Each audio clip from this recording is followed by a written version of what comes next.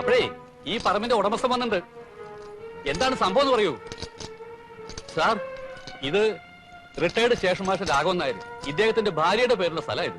Notice കിട്ടിയില്ലേ? ഇല്ല. ആ ജപ്തിയാണ്. നിങ്ങളുടെ മൂത്ത മോനുണ്ടല്ലോ, എന്താ അയാളുടെ പേര്? പ്രഭാകരൻ. അയാളുടെ പാർട്ടി ഓഫീസിന്റെ കെട്ടിടം പണിക്ക് വേണ്ടി ഈ സ്ഥലം ഇവരുടെ ബാങ്കിൽ പണയം വെച്ചിരുന്നു. ഭാനുമതിയമ്മ ഭാര്യയല്ലേ? അതെ. ആ അവരാണല്ലോ പേപ്പർ ഒപ്പിട്ട് കൊടുത്തത്. സാർ, ഈ മനുഷ്യൻ ജീവിതകാലം മുഴുവൻ കഷ്ടപ്പെട്ടുണ്ടാക്കിയതാ ഈ സ്ഥലം. ഞങ്ങൾക്ക് ഇപ്പൊ എന്ത് ചെയ്യാൻ പറ്റും? കോടതി കാര്യമല്ലേ.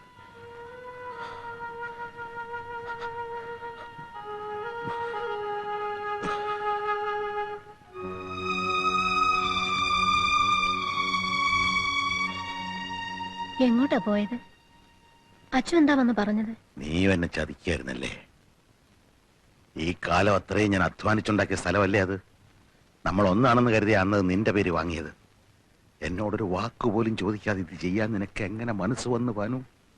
എന്താ ഉണ്ടായേ? ചെന്ന് നോക്ക്, ബാങ്കുകാർ ജപ്തി ചെയ്തോണ്ടിരിക്കുക. ലതികയുടെ കല്യാണത്തിന് ഞാൻ എവിടുന്ന് പണം ഉണ്ടാക്കും? അത് കുറച്ചു ദിവസത്തെ ഒരു കാര്യത്തിനാണെന്നും പറഞ്ഞ് പ്രഭാകരൻ നിർബന്ധിച്ചപ്പോ. എന്നിട്ട് എവിടെ നിന്റെ പ്രഭാകരൻ? അവിടെ കണ്ടില്ലല്ലോ. നമ്മുടെ മോനല്ലേ എന്ന് കരുതിയാ ഞാൻ. അച്ഛൻ അറിയുന്നതിന് മുമ്പ് തിരിച്ചെത്തിക്കാമെന്ന് ഉറപ്പ് പറഞ്ഞപ്പോ. വേണ്ട, ഒന്നും പറയണ്ട. എന്റെ മക്കൾ എന്നെ മനസ്സിലാക്കിയില്ല, സ്നേഹിച്ചില്ല. നീയും. നിങ്ങളാരും എന്നെ ഇനി അധികാലം ജീവനോടെ കാണില്ല.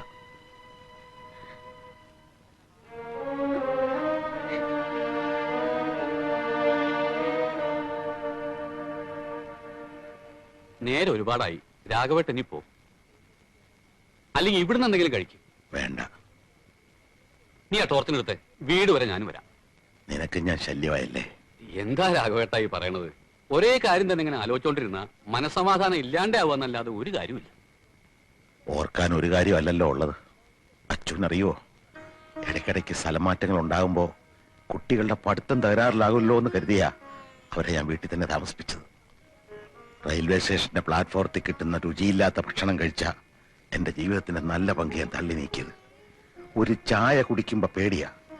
ആ കാശ് വീട്ടിലെത്തിക്കാമല്ലോ എന്ന് ചിന്തിക്കും. മക്കൾ പഠിച്ചു വലിയവരാകണം. അവരുടെ സ്കൂൾ തുറക്കുന്ന സമയമാകുമ്പോ ആദ്യ പുസ്തകങ്ങൾ വാങ്ങണം, നല്ല ഉടുപ്പ് വാങ്ങണം. മക്കൾക്ക് വേണ്ടി മാത്ര അവളും ഞാനും അകന്നും ജീവിച്ചത്. അതൊന്നും സാരാക്കണ്ടെന്നേ. സത്യത്തിൽ ഈശ്വരൻ നിങ്ങളെ അനുഗ്രഹിച്ചിരിക്കുക. മക്കളുണ്ടാകാൻ അനേക അമ്പലങ്ങളിൽ പോയി നിങ്ങൾ നേർച്ചയും കാഴ്ചയും വെച്ചല്ലോ. ഇപ്പോ മക്കളില്ലെന്നുള്ള ദുഃഖമല്ലേ ഉള്ളൂ. ഉള്ള മക്കളൊരു ശാപമായി തീരുന്നു എന്ന ദുഃഖമില്ലല്ലോ. ഇറങ്ങട്ടെ.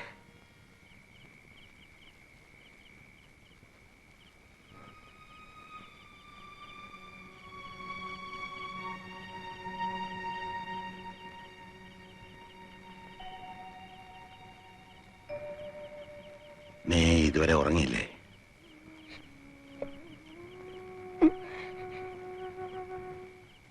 ഇത്രയും വർഷത്തിനിടയ്ക്ക് നിനക്ക് വിഷമുണ്ടാക്കുന്ന ഒരു കാര്യം ഞാൻ ചെയ്തിട്ടില്ല.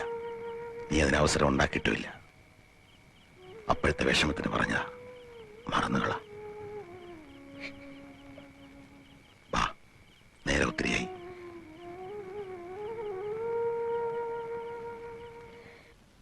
നമ്മൾ സടകുടഞ്ഞ് എഴുന്നേക്കേണ്ട സമയമായിരിക്കുന്നു. ഒരു കണക്കിന് പറഞ്ഞാൽ വൈകി എന്ന് തന്നെ പറയാം. എന്നാലും പെട്ടെന്നൊരു ബന്ധം നടത്തുമ്പോ ഈ പൊതുജനങ്ങൾ അതിനെ പൊതുജനങ്ങളുടെ കാര്യം കാണാ. മാനങ്കരയിൽ മാത്രമായിട്ടൊരു ബന്ധം നടത്തുമ്പോ എന്താ കുഴപ്പം? RDPയുടെ ഭാഗത്തുനിന്ന് എന്തെങ്കിലും ഒരു ഒച്ചയും ബഹളവും ഇപ്പൊ ഉണ്ടാക്കിയേ പറ്റൂ. അതെ, അതുകൊണ്ട് വരുന്ന 3-ാം തീയതി നമ്മൾ ബന്ദ് പ്രഖ്യാപിക്കുന്നു. അതെ, മറ്റേ 3-ാം തീയതി എന്താ ആഴ്ച? വെള്ളിയാഴ്ച ആണല്ലോ. എന്നാ അന്ന് ബന്ധു വേണ്ട. എന്റെ മൂത്ത മകളുടെ കുഞ്ഞിന്റെ ചോറൂണ. എന്നാ 4-ാം തീയതി. ഓക്കെ. അപ്പോ 4-ാം തീയതി നമ്മൾ ആഞ്ഞടിക്കുന്നു. കൊടികളും പോസ്റ്ററുകളും മാനങ്കരയിൽ അങ്ങോളം ഇങ്ങോളം ഉയരണം. വിലക്കയറ്റത്തിനെതിരെയുള്ള ഒരു കൊടുങ്കാറ്റായി മാറണം നമ്മുടെ ബന്ദ്. ജനജീവിതം സ്തംഭിക്കണം, പോലീസ് ഞെട്ടണം, സർക്കാർ ആടി ഉലയണം.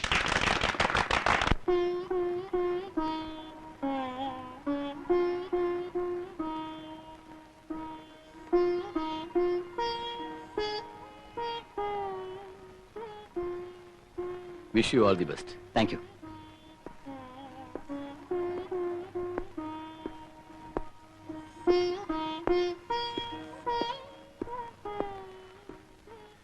ഇങ്ങനെയൊന്നുമല്ല ഞാൻ വിചാരിച്ചിരുന്നത്. എന്നോട് ഇതൊക്കെ ഇനി ഇനിയും പറയണോ?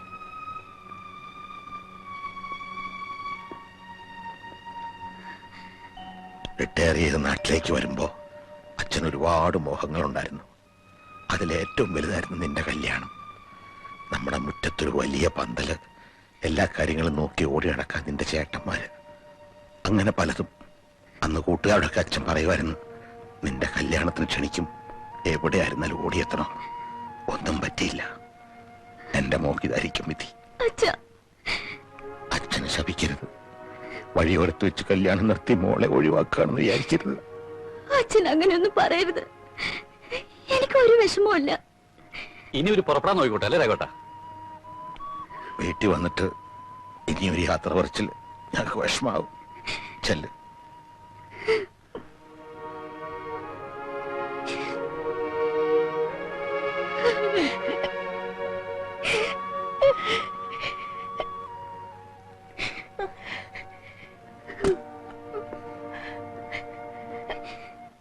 പുതിയ സ്ഥലത്ത് ജോയിൻ ചെയ്തതിന് ശേഷം ഒരു ദിവസം ഞങ്ങൾ വരാം. വരുമ്പോ കുറച്ചു ദിവസം അവിടെ താമസിക്കാൻ കൂടി തയ്യാറായിട്ട് വേണം വരാൻ.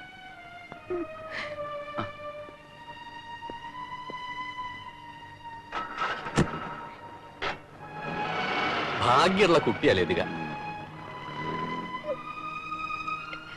എന്നാലും ഒരു അനാഥ കുട്ടിയെ പോലെ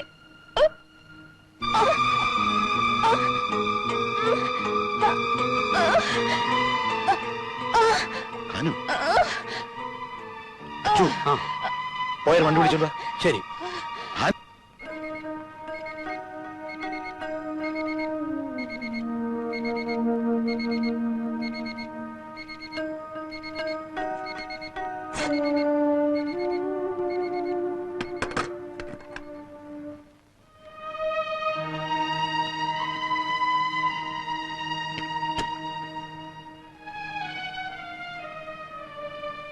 രാഘവേട്ട, ഇങ്ങനെയുള്ള സമയത്താണ് നമുക്ക് ധൈര്യം വേണ്ടത്. ദൈവം നമ്മളെ കൈവിടില്ല. ദൈവം എന്നെ കൈവിട്ടു. രാഘവേട്ട അങ്ങനെയൊന്നും പറയരുത്. ഞങ്ങളൊക്കെ ഇല്ലേ ഇവിടെ. സമാധാനായിട്ടിരിക്കൂ. ഈ ആശുപത്രിയുടെ മെഡിക്കൽ ഷോപ്പിന്റെ കാര്യത്തിൽ നമ്മൾ എന്ത് നിലപാടെടുക്കും? അടപ്പിക്കണം. ബന്ധ് പൂർണ്ണമാവണമെങ്കിൽ ആശുപത്രി അടപ്പിക്കണം, മെഡിക്കൽ ഷോപ്പ് അടപ്പിക്കണം. അപ്പൊ ഇലക്ട്രിസിറ്റിയുടെയും പാൽ വിതരണത്തിന്റെയും കാര്യത്തില് എന്തത്ര സംശയം? ബഹുജനങ്ങൾക്ക് ജീവിക്കാൻ അത്യാവശ്യമുള്ള എല്ലാ സ്ഥാപനങ്ങളും സ്തംഭിപ്പിക്കണം. അതാണ് വേണ്ടത്. ഇതിത്ര ചോദിക്കാനൊക്കെ ഉണ്ടോ? എടോ പ്രഭാകരാ, ഏ? ഒന്നവിടെ നിൽക്കുക. ഭാനുവെടുത്ത് ആസ്പത്രിയില്ല. എന്താ അസുഖം? ഒരു നെഞ്ചുവേന വന്ന് ബോധം കെട്ട് വീണു. ഓഹോ, അച്ഛനെ അറിയിച്ചില്ലേ? അച്ഛൻ ആസ്പത്രിയിലുണ്ട്. ഉണ്ടല്ലോ, അപ്പൊ കുഴപ്പമില്ല, പറഞ്ഞാ മതി. 4-ാം തീയതി ബന്ധാണേ. ഞാൻ സമയം പോലെ വന്ന് കണ്ടോളാം. ചലോ. ആ, ഒന്ന് വേഗം നോക്കേണ്ട KRP. 4 മണിക്ക് മുമ്പ് 2000 കോപ്പി അടിക്കാനുള്ളതാ. അവസാനം വാക്കുകൾ നന്നായില്ലെങ്കിൽ എന്നെ കുറ്റം പറയരുത്. അയ്യോ, വാക്കുകൾ നന്നായിരിക്കണം. ഓരോ വാക്കും ഓരോ ചാട്ടുളി പോലെ ഇരിക്കണം. RDP-ക്കാരന്റെ ആത്മാവ് കിടന്നുരിക്കണം. അപ്പൊ കുറച്ച് സമയം എടുക്കും. മോനെ പ്രകാശ, എന്താ, എന്ത് വേണം? KRP ഇപ്പൊ കാണാൻ പറ്റൂല. ഒരു വിവരം പറയാണ്ടായിരുന്നു. ഒരു വിവരം ഇപ്പൊ പറയാൻ പറ്റില്ല. പോണം മിസ്റ്റർ. ഒരു അത്യാവശ്യ കാര്യം. അതിനേക്കാളും വലിയ അത്യാവശ്യ കാര്യമാണ് ഇപ്പൊ ഇവിടെ നടന്നുകൊണ്ടിരിക്കുന്നത്. RDP-യുടെ ബന്ധിനെതിരെ ജനലക്ഷങ്ങൾ ഇളക്കി വിടാനുള്ള നോട്ടീസ് തയ്യാറാക്കിക്കൊണ്ടിരിക്കുകയാണ് KRP. മനസ്സിലായി? അച്ചുവേട്ടന് എന്താ വേണ്ടത്? എനിക്കൊന്നും വേണ്ട. അമ്മ നെഞ്ചുവേനായിട്ട് ആസ്പത്രി കിടക്കുക. അത് സാരല്ല, അമ്മയല്ലേ. KRP-യുടെ മറ്റൊരമ്മയുടെ രക്ഷയ്ക്ക് വേണ്ടിയുള്ള പ്രവർത്തനത്തിലാ. ഭാരതം എന്ന നമ്മുടെ എല്ലാവരുടെ അമ്മ, ഭാരതമാതാവ്. ഏത് ആശുപത്രി? KRP സമയം പോലെ നോട്ടീസ് എഴുതൂ. നിങ്ങളൊന്ന് പോണം മിസ്റ്റർ. നിങ്ങളാണല്ലേ പറഞ്ഞേ? എഴുതൂ. ഇപ്പൊ എവിടെ എത്തി? ഭരണപക്ഷത്തിന്റെ ക്രിയാത്മകമായ പ്രവർത്തനത്തിന് വേണ്ടി. അങ്ങനത്തെ വാക്കുകൾ തരട്ടെ.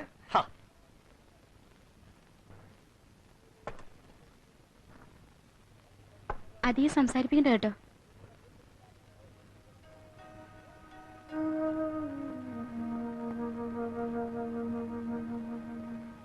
ഇത്തിരി കഞ്ഞിയാ. ഭാനുവെടുത്തേക്ക് ഇപ്പൊ സുഖമുണ്ടെന്ന് ടീച്ചർ വന്ന് പറഞ്ഞു. ഒന്നും കൊടുക്കണ്ടെന്നാ ഡോക്ടർ പറഞ്ഞിരിക്കുന്നത്. ആയിക്കോട്ടെ, കഞ്ഞി രാഘവേട്ടന് കുടിക്കാലോ.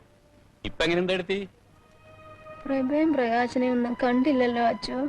അത് അവരിത് അറിഞ്ഞിട്ടില്ലല്ലോ. 4 കൂടിയ വഴി വെച്ചിട്ട് പ്രശാന്തനെ കണ്ടു. അവൻ കുട്ടിയല്ലേ, വെറുതെ വിഷമിപ്പിക്കണ്ടെന്ന് കരുതി ഞാനൊന്നും പറഞ്ഞില്ല. ചിലപ്പോ ഈ വിവരം അറിഞ്ഞിട്ട് എല്ലാവരും കൂടി ഇപ്പൊ അങ്ങോട്ട് എത്താനും മതി.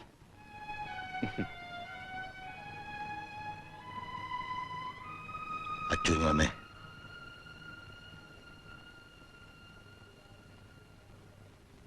എന്തേ? നീ പ്രഭയം പ്രകാശനെ കണ്ടില്ലേ? അച്ചു, നിന്നെ ഞാൻ ഇന്നോ ഇന്നലെ കാണാൻ തുടങ്ങിയല്ല. രണ്ടുപേരെ നീ കണ്ടു, നിന്റെ മുഖം കണ്ടറിയാം. എന്താ രാഘവേട്ട ഈ പറയണത്? നേര് പറ, നീ അവരെ കണ്ടില്ലേ? അതല്ലല്ലോ നമ്മുടെ ഇപ്പോഴത്തെ പ്രശ്നം. വെറുതെ ഒന്ന് അറിയാൻ വേണ്ടിട്ടാ. അതൊക്കെ കള രാഘവേട്ട. രാഘവേട്ടന് ഇപ്പൊ എന്താ വേണ്ടത്? രാഘവേട്ടന്റെ എന്താ ആവശ്യത്തിന് ഞാനുണ്ട്, ടീച്ചറുണ്ട്. വേറെ എത്ര പേരെ വേണം സഹായത്തിന് പറ. എന്റെ മക്കള് തിരക്കിലാണല്ലേ. ഇതൊക്കെ ജീവിതത്തിലെ ഒരു അനുഭവങ്ങളാണ് അച്ചു. മക്കള്, രക്തബന്ധം എന്നൊക്കെ നമ്മൾ പറയാറില്ലേ, അതിനൊന്നും ഒരർത്ഥവും ഇല്ലടാ. വയസ്സുകാലത്ത് മക്കള് നമുക്കൊരു താങ്ങാകുമെന്ന് കരുതി നമ്മുടേതായിട്ടുള്ള എല്ലാവർക്കും കൊടുക്കുക. എനിക്ക് മനസ്സിലായി, നമുക്ക് നമ്മളെ ഉള്ളൂ.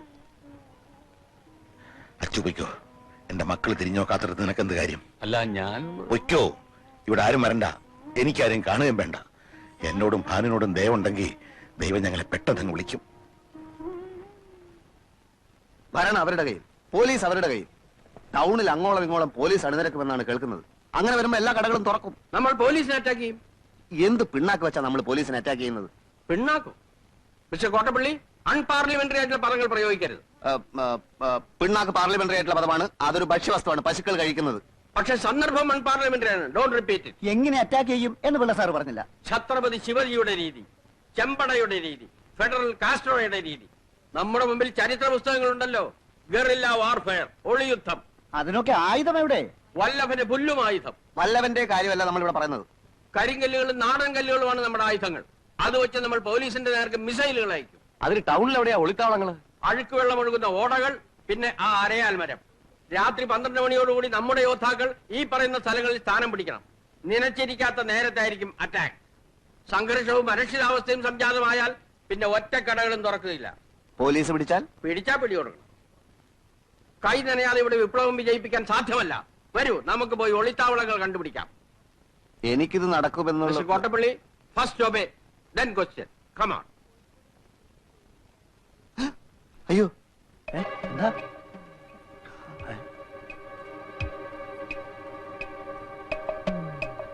നമ്മൾ സംസാരിക്കുന്ന ഇവന്മാര് കേട്ട് കാണും. കേട്ട് കാണൂ. ഏതായാലും നിന്നിട്ട് കാര്യമില്ല. മുമ്പോട്ട് വെച്ചാൽ മുമ്പോട്ട് തന്നെ. വരൂ. ഈ തെണ്ടികൾ ഇവിടെ ഉണ്ടായിരുന്നു. ഇവരെപ്പോ വീട്ടിനകത്ത് കയറി പറ്റി? അപ്പൊ തനിക്കൊന്ന് കയറി പരിശോധിച്ചുകൂടായിരുന്നു? ആ, എനിക്കറിയൂ. പക്ഷെ നമ്മൾ സംസാരിച്ച് വളരെ പതുക്കിയാ, കേട്ടാൻ വഴിയില്ല.